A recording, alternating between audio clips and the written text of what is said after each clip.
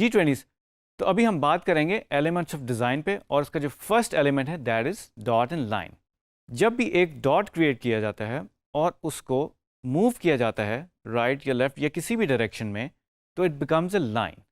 और ये डॉट्स की एक सीरीज़ होती है जो बेसिकली एक लाइन क्रिएट कर देती है। जैसे कि आप इस इमेज में देख सकते हैं, there is lot of lines in it, ठीक है। बट हमें बेसिकली ये एक फॉर्म भी क्रिएट करी है, एक शेप भी क्रिएट करी है और एक मैसेज भी कन्वे करी है। मिडल वाले इमेज में आप देख सकते हो एक सर्कल क्रिएट किया हुआ है, बट वो लाइंस के थ्रू क्रिएट किया गया है। तो हम लाइंस के थ्रू डिफरेंट शेप्स और फॉर्म्स अचीव करते हैं। लाइंस किसी भी डायरेक्शन में हो सकती हैं। लाइन थिन हो सकती हैं, थिक हो सकती हैं, वेवी हो सकती हैं, और उनका कुछ भी कलर हो सकता है। जैसे कि आप इस इमेज में देख सकते हैं, ये एक स्काई लाइन है और इसके अंदर बहुत सारी लाइंस हैं, बट जितने भी इसके अंदर एलिमेंट्स या ऑब्जेक्ट्स बने हुए हैं या बिल्डिंग्स बनी हुई हैं, वो सारी लाइन से क्रिएट हुई हुई हैं और हमें एक वो फीलिंग दे रही है अपवर्ड की, जैसे कि एक स्काई लाइन होती है और हमें वर्टिकल बिल्डिंग्स नज़र आ रही हैं इसके अंदर। और बैकग्राउंड में आप जैसे कि देख रहे होंगे, हमें एक कर्वी लाइन भी नज़र आ रही है जो कि बेसिकली एक शेप क्रिएट कर रही है। तो लाइंस डिज़ाइन के अंदर बहुत ज़्यादा इंपॉर्टेंट होती हैं।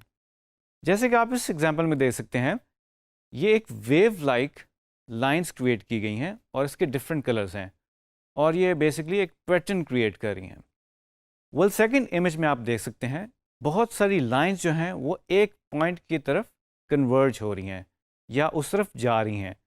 तो डिज़ाइन के अंदर बेसिकली हम लाइन एक फॉलो करते हैं और हमारी एक आई मूवमेंट होती है जो कि बेसिकली हमें फोर्स करती है एक स्पेशल फोकल पॉइंट की तरफ, और उस फोकल पॉइंट में बेसिकली हमारा सब्जेक्ट या ऑब्जेक्ट होता है जिस पे हम एम्फेसिस देते हैं।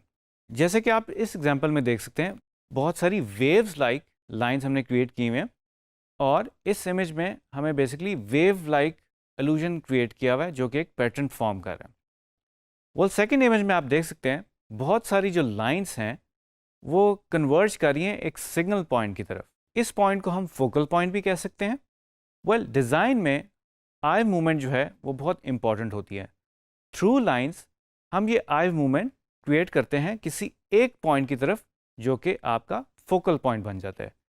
डिज़ाइन में बेसिकली हम अपना मैसेज कन्वे करने के लिए एक सर्टेन पॉइंट के ऊपर एम्फेसिस क्रिएट करते हैं, जो कि बाद में हम प्रिंसिपल ऑफ डिज़ाइन में भी पढ़ेंगे।